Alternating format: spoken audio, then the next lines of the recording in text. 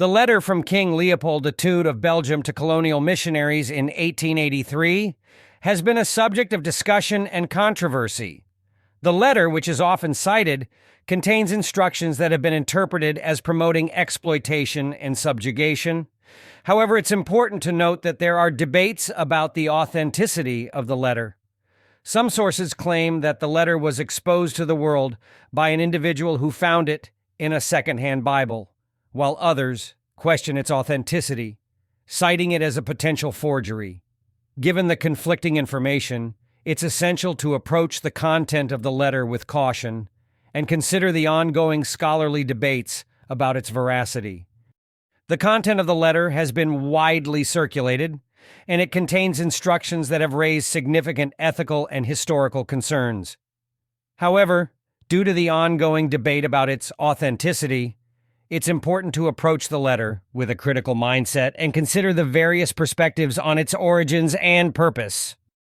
For the most accurate and comprehensive understanding of the letter and its historical context, it is advisable to consult scholarly sources and academic research that thoroughly examine the authenticity and implications of the document. Letter from King Leopold II of Belgium to colonial missionaries, 18831. Reverends, fathers, and dear compatriots, the task that is given to fulfill is very delicate and requires much tact. You will go certainly to evangelize, but your evangelization must inspire, above all, Belgium interests. Your principal objective in our mission in the Congo is never to teach the niggers to know God. This they know already. They speak and submit to a Mungu, one Zombie, one Zakamba, and what else I don't know. They know that to kill, to sleep with someone else's wife, to lie and to insult is bad. Have courage to admit it. You are not going to teach them what they know already.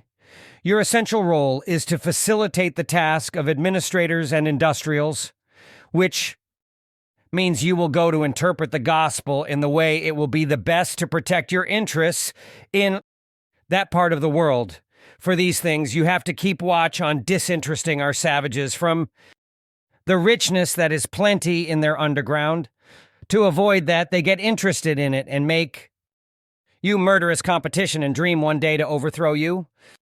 Your knowledge of the gospel will allow you to find texts ordering and encouraging your followers to love poverty, like, happier are the poor because they will inherit the heaven, and it's very difficult for the rich to enter the kingdom of God.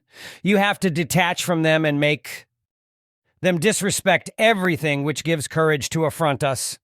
I make reference to their mystic system and their war fetish warfare protection, which they pretend not to want to abandon, and you must do everything in your power to make it disappear.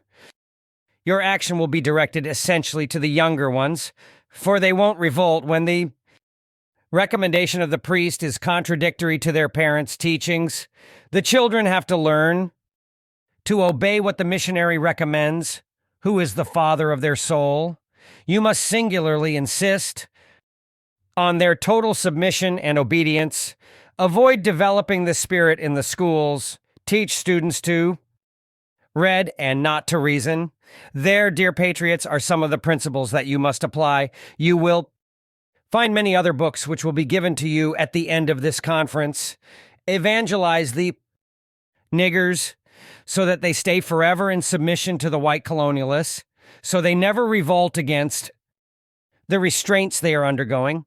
Recite every day, happy are those who are weeping because the kingdom of God is for them.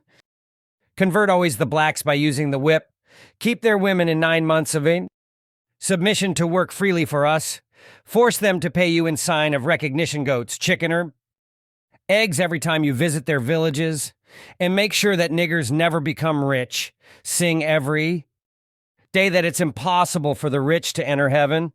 Make them pay tax each week at Sunday Mass. Use the money supposed for the poor to build flourishing business centers. Institute a confessional system which allows you to be good detectives denouncing any black that has a different consciousness contrary to that of the decision maker. Teach the niggers to forget their heroes and to A door only ours. Never present a chair to a black that comes to visit you. Don't give him more than one cigarette. Never invite him for dinner, even if he gives you a chicken every time you arrive at his house.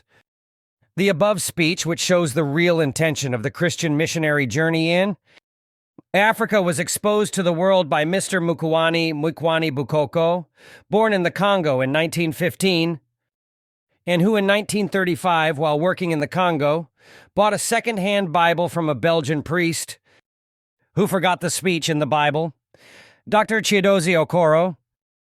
We should note that all missionaries carried out and still carry out that mandate.